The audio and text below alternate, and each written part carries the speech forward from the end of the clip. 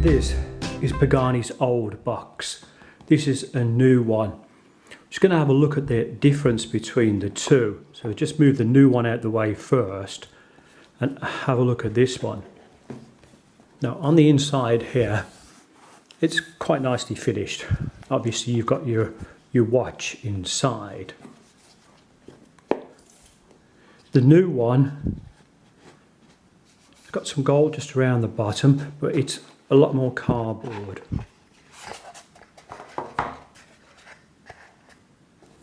This one feels nicely finished on the outside.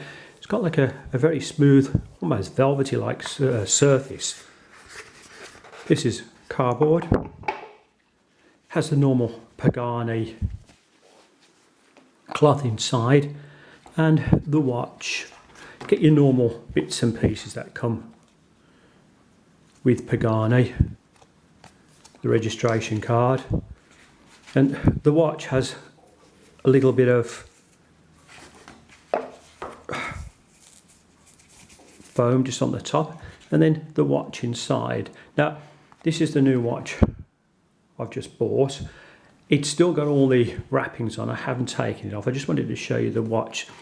Looks like there's a little screwdriver just in the side here, so I believe that these are screw links.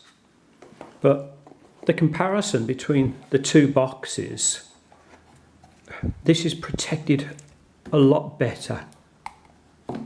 Presentation of the box is much better. So I think what Pagani have done with this is they've cut costs a little bit and gone for a cheaper box. Now what I'm going to do is I'm going to get this out, get all the little bits and pieces off it, size up the bracelet, and then we'll do a review. Before I begin my review, what I'm going to do is I'm just going to try and get these bits of blue tape off. And if you had a look at one of my previous videos, I've done that with a bit of sellotape. So just going for the first little pusher, and I'm pushing this down quite a lot, and off it's come. Go for the one on the opposite side, push it down quite a lot, off it come. And now the crown, and as you can see, because this is Pagani, it's a signed crown, and I'll just give it a little bit of thumb pressure on there, and took some of it off. It hasn't got all of it off yet, but if I go back again, give a little wobble around, and that looks pretty good to me. So I am quite pleased with that, and you can see all the little blue bits.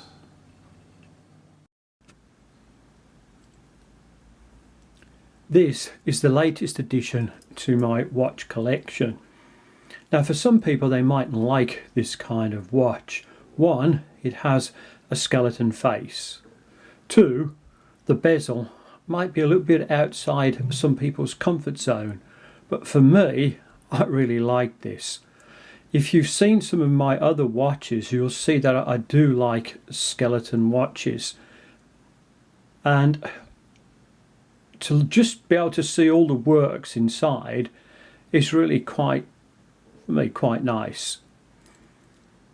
The bezel around the outside with its rainbow colour. Well, I like rainbows. Rainbows always put a smile on everybody's face. And again, wearing this in the right occasion can look colourful but enjoyable as well. And I think if people get a little glimpse of what you've got on your wrist, this will certainly put a smile on their face. This Pagani is an homage to the Rolex Daytona, but there are some significant differences. Obviously the bezel around the outside, but I'm going to bring up on the screen some shots of other Rolexes with jeweled bezels and jewels around the outside, and you can see the difference between the two. One of the other main differences with the Daytona is on here our three dials are completely different. So it's a Pagani Daytona. But anyhow, let's have a look at some of its features. One of the first features is the screw down crown, and all I'm having to do on this is turn it anti-clockwise, and this has about 4 or 5 threads, and then it just pops out. And if I pull it all the way out, you can see it starts to adjust the hands. Now when it's adjusting the hands, what it will also do is this dial down here is a 24-hour movement, and just turning this around, it adjusts the dial down the bottom as well. And hopefully, sorry, I've got it all the way out now here. Hopefully you can see while I'm moving this around, the second hand, which is just over here, just in case you've lost it, stops. So it's a hackable watch.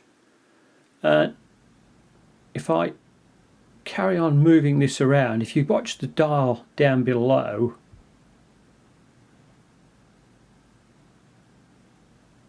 speed the winding up a little bit, you'll see that the dial starts to coordinate with the time that I'm moving the hour hands around to.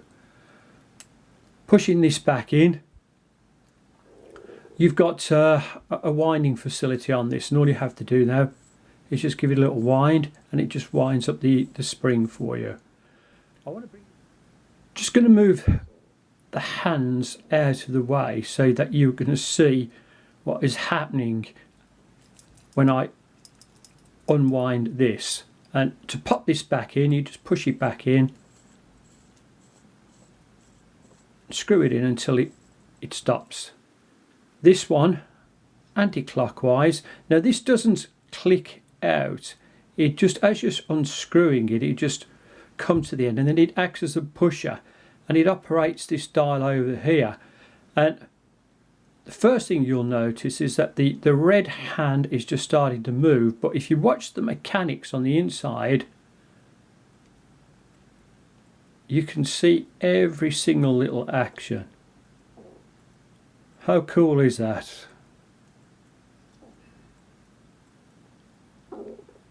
To engage this again, you push it in, turn it clockwise until it screws in. The bottom one here controls this, and I've just realised that the hand, our hand on there, is in the way a little bit, so if I just pop this out and get these out of the way for you, there we go. I'll just leave that out for a moment. Now this dial and the hands on there are absolutely tiny, and you might need a magnifying glass to see what's happening with this, but you can just see it moving around, and the numbers seem to jump a little bit.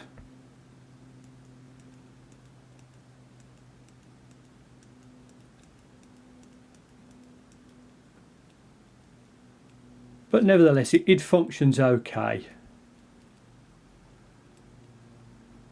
Screwing this back in, push, turn clockwise, lock it up. Then I just got to tighten up the crown.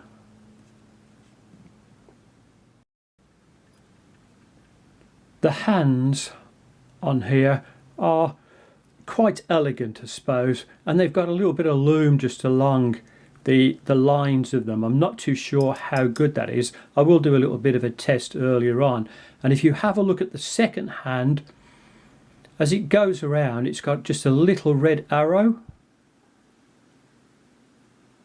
so you can just see it moving. Although this is a busy watch face, I do think telling the time is quite legible with it. It's not too confusing. The glass in here is a sapphire crystal. And again, you know, I don't think there's any, as you can see from the light reflecting, I don't think there's any AR coating on this. Now let's have a look at this unique bit of a bezel around. And we've got blues, red, gold and yellow. And I'm quite glad that it's not too sparkly. I think if it was too sparkly it would be a little bit too blingy, but this looks quite nice. Just turn the watch over onto the side so you can see. Obviously we've got the sign crown and it's all nicely polished along to the sides. The crown itself is quite grippy, so that is quite good. And if we go down to the lugs, we can see again that it does curve quite nicely into the bracelet. I'll just turn it around to the other side so you can have a better look. And again, nice polished finish on it. Solid end links on here, obviously.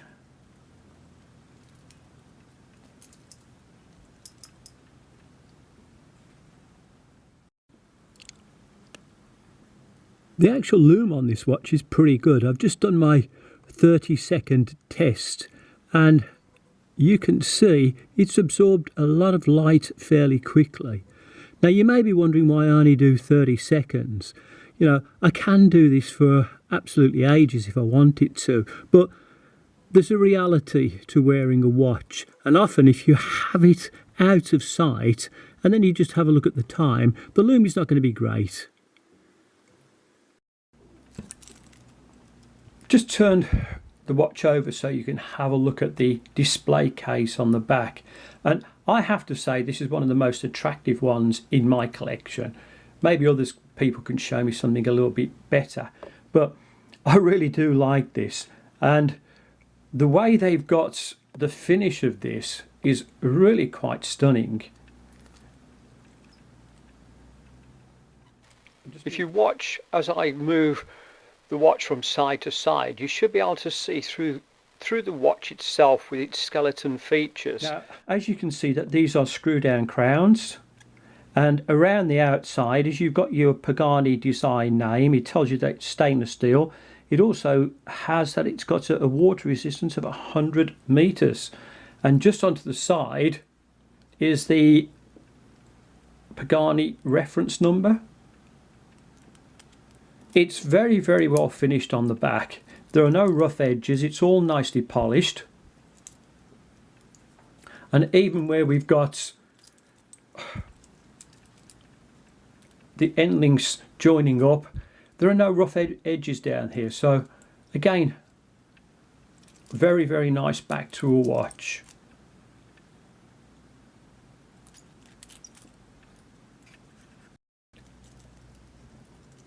The bracelet is an oyster style, brushed on the outside of the links, polished on the inside, polished end links. And very, very typical of many other homage watches and their bracelets. What is really nice with this, screw pins for your links. Pagani have provided a screwdriver to go with this. It's a little bit sharp and flimsy. If you've got one that's slightly better, because theirs is a bit narrow, I would advise you to use this. As you can see on the buckle, it's got Pagani design engraved, and just flicking this open,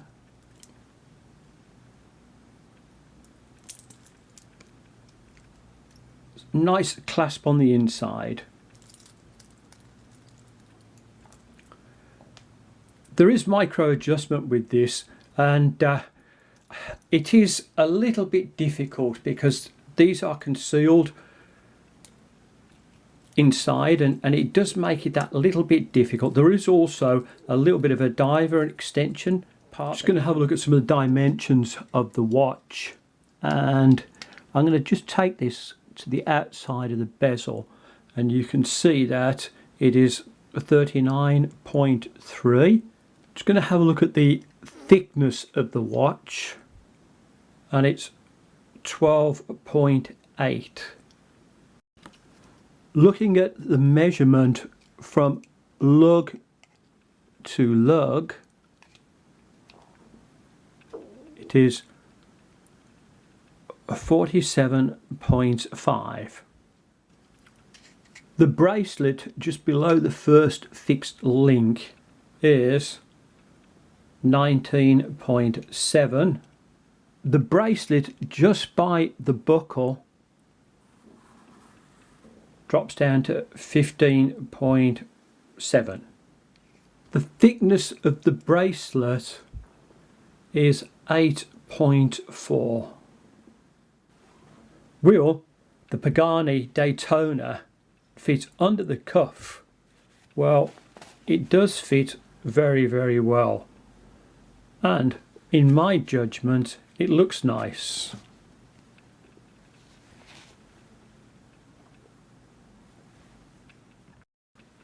Does the Pagani Daytona fit under the cuff with cufflinks? Well, it does, and there are no snags, and it doesn't feel uncomfortable.